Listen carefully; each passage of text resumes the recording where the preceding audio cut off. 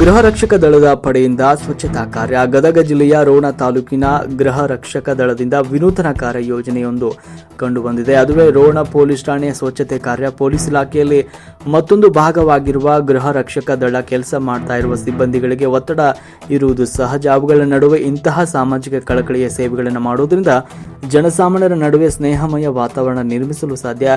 ಸೇವಾ ಮನೋಭಾವ ಮೈಗೂಡಿಸಿಕೊಂಡಲೇ ಒತ್ತಡದಿಂದ ದೂರ ಉಳಿಯಬಹುದಾಗಿದೆ. ಆ ದಿಸೆಯಲ್ಲಿ ಎಲ್ಲ ಗೃಹ ರಕ್ಷಕ ದಳದವರು ಸೇರಿ ರೋಣ ಪೊಲೀಸ್ ಇಲಾಖೆಯ ಸುತ್ತಮುತ್ತಲೂ ಜಾಲಿ ಗಿಡ ಕಡಿಯುವುದು, ಕಸ ಗುಡಿಸುವುದು, ಆ ಒಣ ಕಸವನ್ನು ಸುಡುವುದು, ಹೀಗೆ ಅನೇಕ ರೀತಿಯ ಕಾರ್ಯಗಳನ್ನು ಮಾಡಿದರು. ಇದಕ್ಕೆ ರೋಣ ಪೊಲೀಸ್ ಠಾಣೆ PSI ಪ್ರಕಾಶ್ ಬಣಕಾರ್ ಅವರು ಹಾಗೂ ಸಿಬ್ಬಂದಿ ವರ್ಗದವರು ಗೌರವಪೂರ್ವಕ ನಮನಗಳನ್ನು ಸಲ್ಲಿಸಿದ್ದಾರೆ.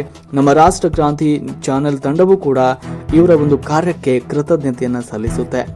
ವರದಿ ಮೀಡಿಯಾ ಹೆಡ್ SP ಸಂಕನಗೌಡರ್.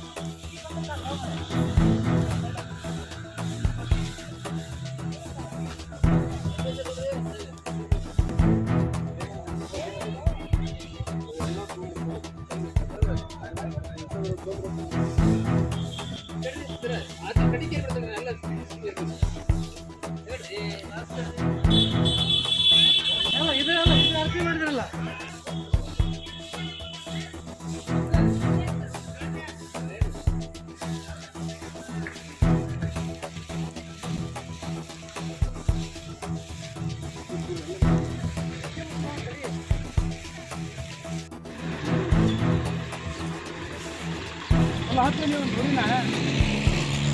ಹಣಿ ಹೋಗಿ ಕಡೆ